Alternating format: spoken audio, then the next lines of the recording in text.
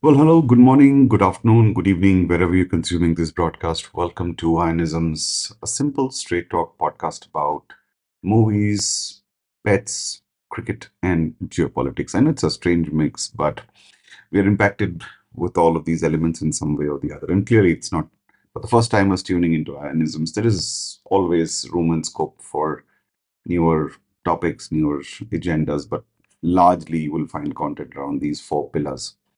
As is the case every episode, I come up with one or two interesting things that have happened over the course of the week gone by, or maybe the month, or something that has suddenly come up, and see if we can break it down, simplify, and give you a simple, straight talk on that.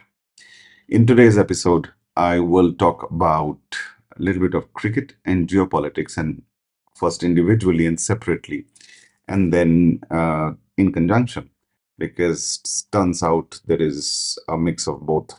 And the reference to context is India Pakistan, upcoming Asia Cup, and of course, the global geopolitical theater and arena. So, safe to say and suffice to say, I'm neither an expert nor an expert commentator on any of this. I do not have any political affiliations, and all the content that you hear, see, that I share is publicly available. Generally, as a layman, you access to what you access, and therefore one needs to keep in mind you don't know what you don't know.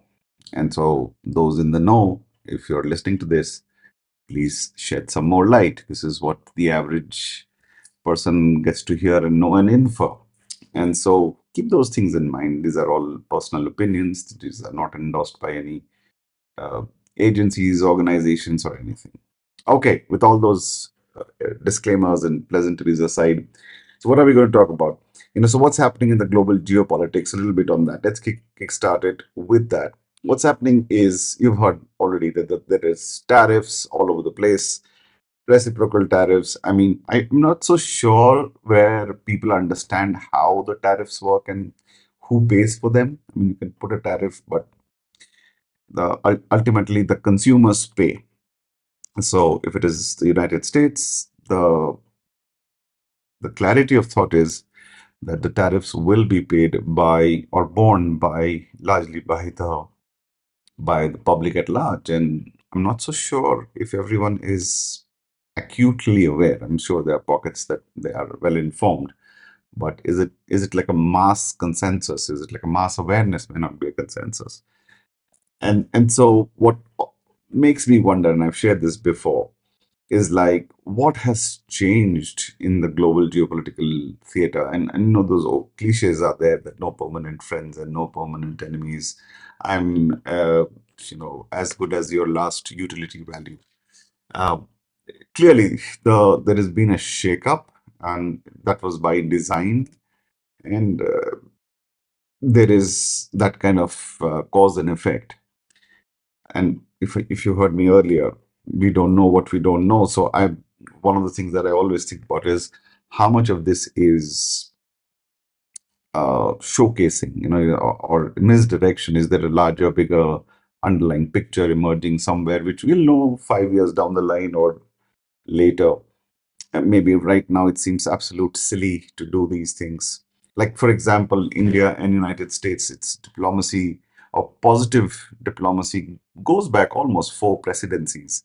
And so, what has happened from February this year through, say, till now, that there has been absolute, let's not say role reversal or position reversal, but not from being very favorable to borderline unfavorable. So, if you do a scorecard analysis, if leading up to January, the five on a scale of 1 to 5, the five being super strong and one being in the red or being poor, is probably at four. Again, to a regular outsider, it seems like it's upwards of four, north of four. Probably may not be five because no relationship is perfect. Even in the best of times, there must have been some niggle here and there, referring to the political situations in Canada. pertinent to Khalistan, and then all those investigations and all, which also had a impact on United States. So, which is why I'm saying probably not 5 on 5, but certainly north of 4. And then where it stands today is probably south of 2 or 3. And that's what it seems, or we are made to believe that, or we are made to understand that. And why is that? Is because uh, deliberately there is a strategy to, it could be a negative reverse. And what I mean by that is United States has long, and in not just United States, probably the Western democracies have long expressed that India should be uh, under the ambit of NATO or become a permanent ally. In not as many words, of course, but that seems to have been the underlying sentiment, and I'm sure United States was driving that. But as it turns out, India was, everybody's friend and still remains everyone's friend. And so this stance until, say, a few years earlier, or until even say February, is probably taken by Washington D.C. as, yeah, okay, they are a country of their own, they're a partner, they're not necessarily an ally. Difference there, and it was acceptable. Turns out it is not anymore. And if you're not an ally, and if you're just a partner, then it then transcends, can I say descends, into a transactional relationship. You benefit me, I benefit you, you cause a loss for me, I will cause a loss for you. Clearly, and I'm simplifying this. And so, where does it hurt you the most? Well, I will re hyphenate your arch nemesis or Pakistan, something that you dislike, something that as a whole, it kind of will stir up emotions in the country. I will do that, and very effectively so. Inviting their army chief, who was perhaps the mastermind behind all the Pahalgam attack, and and so that was below the belt. That was not acceptable. But hey, there are no. I mean, I'm just thinking that you have just said that you want to be everybody's friend. You, as in, I'm thinking United States is thinking about India. That it's a imaginary dialogue. That, well, you just said that you don't want to be part of my team. You want to be part of global team. Well, that's not acceptable to me.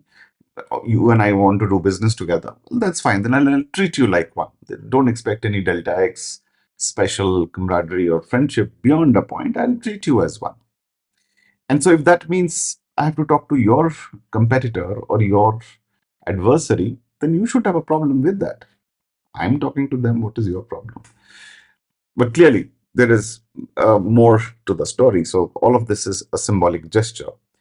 Of course, folks in Pakistan is like the classical term in Hindi goes like chance pe dance, right? Like this is where they found their breath of fresh air, their mojo, their new Kool-Aid that, oh my God, United States is again being our friend now.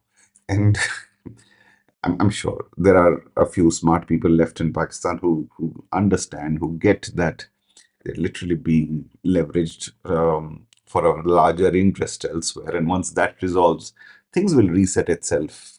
And I'd be very surprised. Let's just say, like today is the 2nd of August when I'm recording this.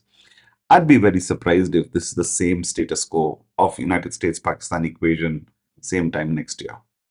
Highly unlikely. Even if you stretch it, like really, really stretch it, I'm thinking this is more like probably live till this equation, this newfound love will probably exist till end of this term, like presidency. So don't see how it is going to go beyond that unless there is some major dramatical shift in Pakistan. So that's not happening. But I'm sure people in Pakistan understand that this is um, I mean, it's their moment of voice that I've been long ignored. I was not even part of the living room, drawing room conversations. I was relegated to the backyard and probably in the garage. Now suddenly I've been asked to come into the main hall and be seated. And so, and their uh, commentators clearly, their delegations are going to town, including Mr. Bilawal Bhutto, Ms. Rabani Khar, and all those people, right? And so clearly, I mean, what else do they do, right? They will have to play along. I don't think they can say no to United States and say, no, I'm not going to play ball. I know what you're trying to do. They can't say that, right? And so they will have to go ahead and say, wow, they helped stop the war and all that. Now, coming to what happens now, right? Now, so that shot has been fired, or that uh, the salvo has been um, fired, where the first salvo, where you have tickled. I don't know, tickled is the wrong word. You've invigorated the adversary that India does not like. I mean, no country likes any of their adversaries, but clearly, in case of India and Pakistan, the water runs deep. And so, what happens next, right? So, given that Operation Sindoor is at a pause, clearly officially stated as a pause and not over, so that has implications 360 degrees. So, clearly, if you notice some of those, if you just look at YouTube in India, at least there are no direct access to Pakistani channels. I don't think people are able to see any of their local newspapers like Dawn, and some of those papers were there online. Online, there's no access. Of course, there are workarounds. Like you can go through a VPN and go to whatever, but that's not the point. The point is they were feeding off our viewership, given the fact that not many people in Pakistan would watch that content, and so that is stopped. Uh, and then the trade, which was even being routed through Dubai, whether it was medicine, whether it was utility items and household items, all of that has, I think, now stopped. I don't know if it's still going, but I did hear it stopped. That leaves us with sports. Now, Pakistan and then their television and YouTube channels, everything, have repeatedly and ad nauseum said, keep politics away from sport. That's what they say. Yet they're who is Mohsin Naqvi, right? Interior Minister. Right? So they themselves, their chief patron erstwhile was Mr. Imran Khan, the president of Pakistan, or Prime Minister of Pakistan, sorry. And so, I mean, it's a bit rich coming from them saying, separate politics from sport, and then you have Mr. Shahid Afridi go to town and, make anti-India conversations everywhere, and everything is against Mr. Modi and all that. So the point is, they themselves are not speaking the language they want us to speak, or Indians to speak. So it's very, very, very silly on their part to do that. But what happens now is, I'm of the firm opinion, that's probably one area I agree with some of the commentary emanating from Pakistan, is that, well, if you want to boycott us, then let it be a total blackout, like 360 degree. And if that means you don't play us at the Olympics, you don't play us at ICC tournaments, and this, of course, with reference to cricket, or the hockey, or tennis, or any other sport, then that's how it should be. And that's a fair call. The recent situation that happened with the Legends tournament, where the senior players had boycotted the Pakistan match, and as a result, it almost gave some of the other teams a direct pathway to the finals. Bit farcical, as in, what is government India's official stance? If they have knowledge of that, then that's a fair stance. If they don't, if they've done it in their personal capacity, I don't know how the broadcasters would react to this, because there's a ton of money riding on that. Given that cricket is a very, very profitable sport, even folks who have retired or recently retired, and that's the legends who are playing, it's still there is studio money, there are cameras, there is logistics, there's money that has been invested, and clearly one of the things has been that India and Pakistan, even if it is a seniors match, tends to attract more viewership.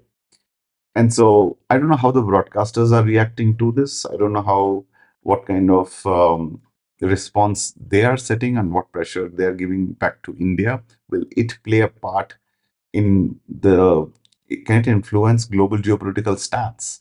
I don't know. Till such time, till now at least, I haven't heard any official change in stance from the government of India towards Pakistan. It is everything is hit a pause, and as if you say the regular people's sentiment, I don't think anybody kind of disagrees to that. It's like you don't want to play Pakistan, don't play Pakistan. That's fine. You don't want their artists to come to India. You don't want them to come. That's fine too. So India pretty much, in fact, for those who don't know, I mean, of course, our diaspora people know this, but if there are any um, folks who are not familiar with India, Pakistan, but are keen about the all the narrative that is going on, it's for them that you know typically India has nothing to gain from Pakistan.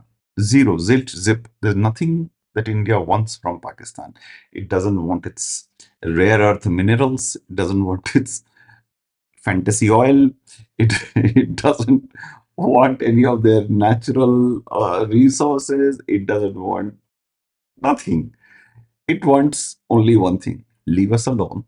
You do you, we do us, and we have enough issues. I mean, not to sound too arrogant or too cocky.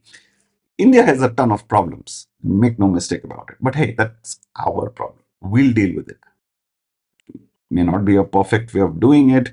We will take more time, da da da, all those things. But it's our country, our problem. We fix it.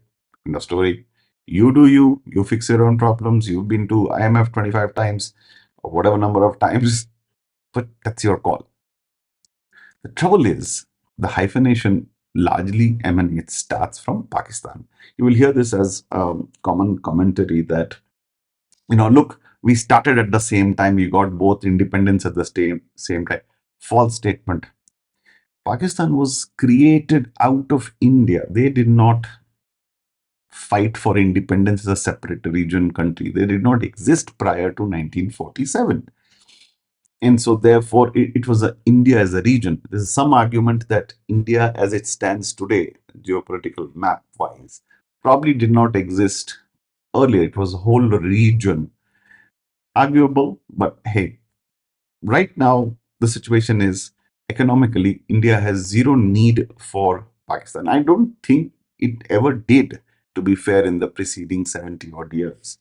And so, not so then there is no reason for India to occupy Pakistan, take over Pakistan, those kind of things, which seems to be the common narrative that their entire establishment works. Their entire country is galvanized by the fact that you have an adversary who is a threat, who can always, they build whatever we do, they will do. Right? So India did nuclear, so I will also do nuclear. India uh, does this, so I will also do that. India said Pakistan does cross-border terrorism, so Pakistan is saying the same. So it's called a mirroring strategy, where they are almost ad verbatim repeating exactly what we say to them. Now, for those in the know, they know that it doesn't hold any water, but their disinformation narrative is stronger, and they reach out to more. And when I say stronger, what I mean is they take it far more seriously than India does. India doesn't take disinformation seriously at all. India does the classical statesman like, I'll take the higher ground, I will only speak what there is to do, and share. As it turns out, the world today is has low attention spans and lower reasoning skills. And so somewhere India, I'm not saying India should do what Pakistan is doing in terms of I think, and during Op Sindoor, for every 1000 tweets that were sent from India, these guys were loading some 4000 tweets. I'm not suggesting that, But there has to be a counter stronger, there has to be a new digital media team. I don't know if it already exists, which counters and balances this narrative globally. Right now, the inference is that Pakistan has a edge, if not decisive edge, on the narrative on Op Sindoor, where worldwide it is being discussed that India attacked Pakistan, whereas that Pakistan made Pahalgam the did or the was the architect of the Pahalgam terror attack, which India retaliated as a narrative, never went to town, as a never settled with the world narrative. And so I'm back to our original point. I'm absolutely in agreement where Pakistan is saying, well, you want to boycott us in the sporting arena, you do a complete blackout. I don't see a problem with that. And one can argue there are counter arguments like in the peak of the Cold War, United States was still playing Russia in say ice hockey or chess or whatever. Amid heavy security, amid all those things, it was still happening. But times now are slightly different. There's just too much of uh, bloodshed, too much of animosity, too much of pent up pain, anger that is there. That imagine, right? So when if India plays Pakistan in the upcoming Asia Cup, imagine how the broadcasters would market and fuel a narrative saying, "इस बार दिखा देंगे, अब हमारी जीत ये," and they from Pakistan also in equal measure will come up with rhetorical campaigns like हमने तो 6 जहाज गिरा दिए, like we have downed 6 jets. Then India will say, show me the evidence, where is the photograph? You have not been able to show anything, so what are you claiming for, and all that. So it distracts away from the sport, and the 22 people who play on the pitch, they will be under huge pressure, every movement. So think of the whole match, right? Do they shake hands? Do they not shake hands? Do they bow? What if there is a physical contact? What if accidentally the batter runs into the bowler? What if the bowler sledges the batter? It has, and I'm probably not to sound alarmist or not to sound exaggerated, but the emotions are very raw and emotions run very high. If an untoward, God forbid, untoward event happens on the pitch, on the field, it could trigger clashes elsewhere. Right? And is that worth it? I don't think so.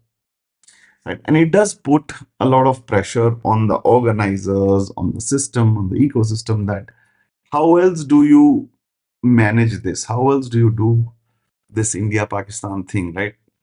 So it's a tough call. I don't have the right or complete information to, like they said, I don't know what I don't know. But prima facie, what we get to hear, what we get to see, I think it's best that we halt, pause, at least for 1 year till the temperatures calm down and people rethink the strategy, whether to permanently not engage with Pakistan or restart dialogue and under conditions, or if there are some changes that happen. And so let some time pass without uh, without forcing the issue, right? And so that time is certainly not now. And if Operation Sindhu is on pause right now, it is also a risky affair where a third person element, a rogue element, or some wacko jacko comes out and does some untoward thing. It is a recipe for disaster where a misunderstanding could trigger a greater catastrophe, collapse, or whatever. So you don't want those kind of things, right? So left to me as an ordinary citizen, regular cricket fan, I think India should not play Pakistan and boycott. If that means India needs to opt out of Asia Cup, yeah, that's so be it. It's not a, I wouldn't say it's not a big deal, and it's clearly not a solution, but it's a temporary way forward. Right. Let me know in comments what you think about this. If you have any other thought process, how else do we break? I won't say break free again. See, it's so difficult to and so hard to be politically correct and neutral and objective without being rhetorical. And that's been one of the themes for Ionisms, that ideas to be as non-rhetorical as possible, as objective, as simple, as straightforward as possible. Right? There are emotions still underlying somewhere or the other. And so my request to all of you is, how else can we work this out? What are the other ways? Is there a smarter way? Is patience the right way to go forward? Let me know in the comments below. And if you like this kind of content, please do consider subscribing, sharing, and let me know if there are any particular topics you want me to cover moving forward. Happy to connect. That's all the time I had for this episode, ladies and gentlemen, boys and girls. Thank you for being patient. It's so difficult in this day and age of instant gratification to have a slow burn podcast, that too solo with no guests. That I'm really appreciative of any of you who have stayed this long. So until we meet the next time, stay well, stay safe, be careful, and hopefully when we meet the next time, all of us in a even better situation than where we are right now. My name is Ian, and you are listening to Ionisms. Ciao.